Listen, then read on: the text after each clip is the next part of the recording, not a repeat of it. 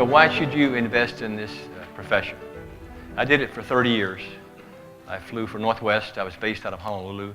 And I still remember the times I'm leaving Narita in Japan, flying over the Pacific Ocean, arriving into the beautiful islands of Hawaii at sunrise.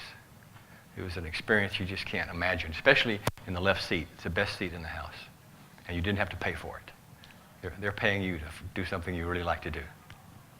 So that's one reason for investing is a passion you will have. Once you become a professional pilot, you won't believe how much fun it is to break out in the weather at 200 feet above the ground and very low visibility, and there's the runway, just the way they taught you. It's a very exciting thing to do. So that's one reason for investing. You have travel for your parents, relatives, friends. Your parents will like that. They'll get some of their money back from what they spent to send you to school and all your training. It's very challenging environment. It won't be simple. You really have to learn to focus. You have to learn to multitask. You have to learn to think. You have to learn to think at speed. When you're driving a car at 60, you're flying an airplane at, say, at 120, and then you're flying a jet at 400 knots. Your ability to think and act without overreacting is important. So it's a challenging environment. It's not going to be easy for everyone, but you can do it if you want to. The compensation is improving. Everyone remembers 9/11. The 9/11 incident, the industry collapsed. The airlines had to restructure or die. Many airlines made massive pay cuts. Some airlines shut down. A lot of the airlines terminated pensions, and that was a long time ago, but it's in the rearview mirror. But it was a very difficult time in the industry. I've monitored pilot hiring for 45 years, and that was the worst 10 years we'd ever seen in this industry. Now it's improving considerably, mainly because of baggage fees. That's one of the big things that you all hate. Yep, that's true. Compensation is getting better. The pay scales now for the major, like UPS, we had a job fair in UPS in Orlando last month, and their captains are making $300,000 to $400,000 per year. The company puts in about 12% of your pay without any matching into your retirement plan. Plus, you will receive $4,000 a month for each year you've serviced. So if you work 30 years at UPS, they will give you $120,000 a year for the rest of your life, just for flying Nikes around the world. It's really a good deal. The schedules are flexible. It's not 9 to 5. You will be surprised how long the days can be. I've flown as much as 14 to 16 hours in a day, so you can get exhausted, and it's important you're able to learn to think and fly at the same time when you're tired.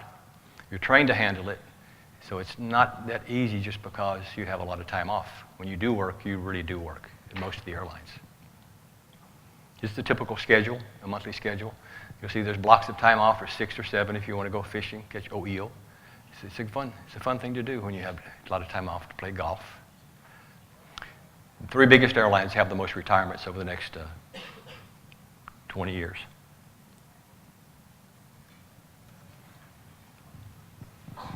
So this is one of the compelling reasons that people get into the profession is the money. You don't want to get into the profession just because of the money. It won't make you happy if you get in it just for the money. You have to really have a passion for flying, to like what you're doing, and enjoy the technical aspects of the job. But we have a financial planning division that does long-term projections for people when they get hired by the major airlines. And this is what your career earnings would be if you go to those companies and work there till age 65. That's if you're hired at age 30. The Alaska contract was just recently signed, and their career earnings are going to go up approximately 32% because of the new contract. In addition, the airlines will put money into your retirement plan, so most of these pilots in today's dollars would have about $2 million in the retirement plan when they retire. They'll spend all this money on boats and cars and planes, so there won't be anything if they don't put money away in the retirement plan. First, a little about me, guys. My name's Keith Mulcahy. I'm a captain at Envoy. I'm a captain on the 145. I've been at Envoy for just over 10 years. Scheduled to float American sometime next year, 3rd quarter roughly. I think I'll be in class in September. Let's talk about how you get here. Back when we were American Eagle, our recruiters came up with an idea that said, what can we do to get students on proper footing to get them into the industry? And they came up with what's called the pipeline program, pilot pipeline program. This kind of transformed into our cadet program. What we do is we partner with large universities and flight schools across the country.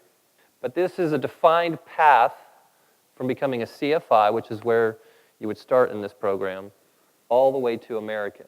Essentially, you would instruct at an approved school as a CFI.